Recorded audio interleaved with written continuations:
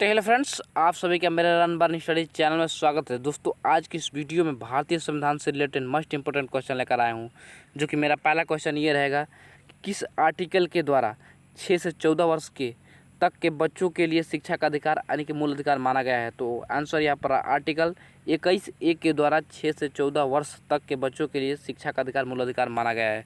तो अगला प्रश्न दोस्तों देख रहे हैं हम। तो अगला प्रश्न हमारा ये है कि भारत का नियंत्रक एवं महालेखा परीक्षक किसके द्वारा नियुक्त किया जाता है। तो यहाँ पर आंसर राष्ट्रपति के द्वारा नियुक्त किया जाता है। अगला प्रश्न ये है कि भारतीय संविधान में मूल कर्तव्यों को शामिल करने की प्रेरणा किस देश के संविधान से लिया गया है। तो आंसर यहाँ पर रूस से लिया गया है। अगला प्रश्न हमारा ये है कि भारतीय सेनाओं का सर्वोच्च सेनापति कौन होता है। तो आंसर यहाँ पर राष्ट्रपति होता है। अगला प्रश्न दोस्त कि भारत में राष्ट्रपति किस आर्टिकल के अंतर्गत देशों में राष्ट्रीय आपातकाल की घोषणा करता है। तो आर्टिकल 356(1) के अंतर्गत देश में राष्ट्रीय आपातकाल की घोषणा करता है। अगला प्रश्न पहले वित्त आयोग का गठन 1991 में किया गया था, इसके अध्यक्ष कौन थे। तो आंसर यहाँ पर के.सी. नियोगी थे। नेक्स्ट क्वेश्चन है किस उच्च न्यायालय में सर्वाधिक संख्या में न्यायाधीश कार्यरत हैं। तो इलाहाबाद न्यायालय में। अगला प्रश्न यह है कि राष्ट्रपति पद के चुनाव के लिए कौन सी विधि अपनाई जाती है।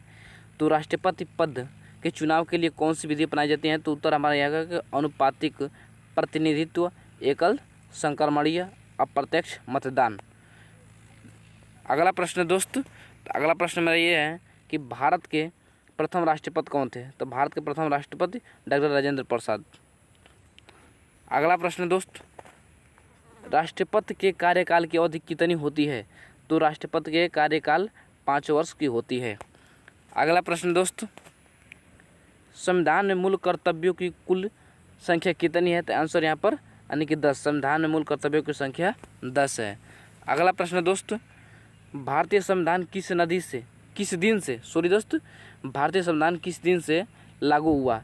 तो आंसर यहाँ पर 26 जनवरी 1950 से लागू हुआ है। अगला प्रश्न कि जम्मू कश्मीर राज्य को किस आर्टिकल के अंतर्गत विशेष राज्य का दर्जा प्राप्त हुआ है। तो आंसर यहाँ पर आर्टिकल 370 के अंतर्गत जम्मू कश्मीर को विशेष राज्य का दर्जा प्राप्त हुआ है।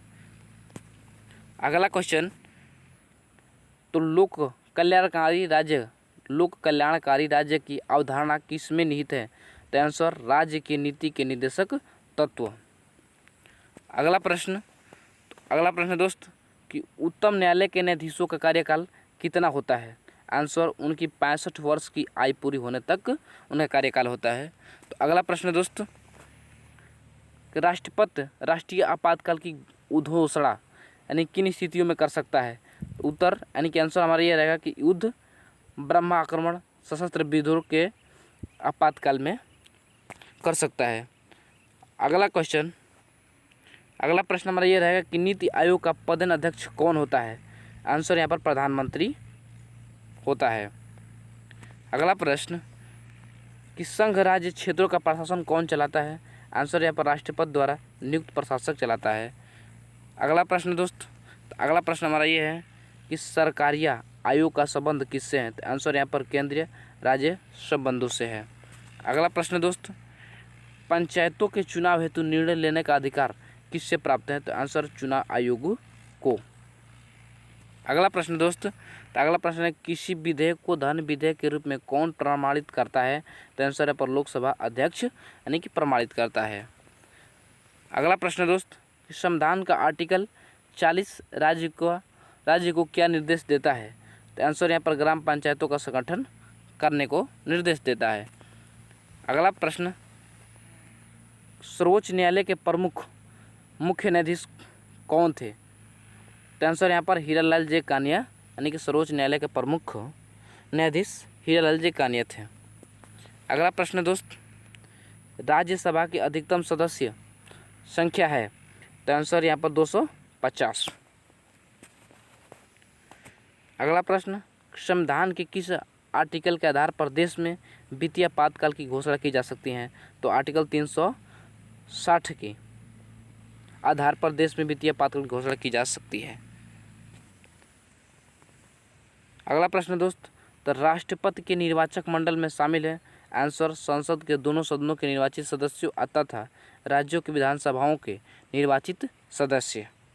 अगला प्रश्न दोस्त, भाषा के आधार पर गठित भारत का पहला राज्य कौन सा है? तो आंसर यहाँ पर आंध्र प्रदेश है। अगला प्रश्न दोस्त, विधानसभा के वर्ष में कम से कम कितने अधिवेशन होने अनिवार्य है? तो आंसर यहाँ पर 2 वर्ष। अगला प्रश्न दोस्त, अगला प्रश्न हमारा कि 73वां संवैधानिक संशोधन संबंधित है। तो आंसर है पंचायती राज से। तो मेरा लास्ट क्वेश्चन रहेगा कि लोकसभा और राज्यसभा के 2 अधिवेशनों के बीच अधिकतम कितने समय का अंतर होना चाहिए? तो आंसर हमारे पर 6 माह।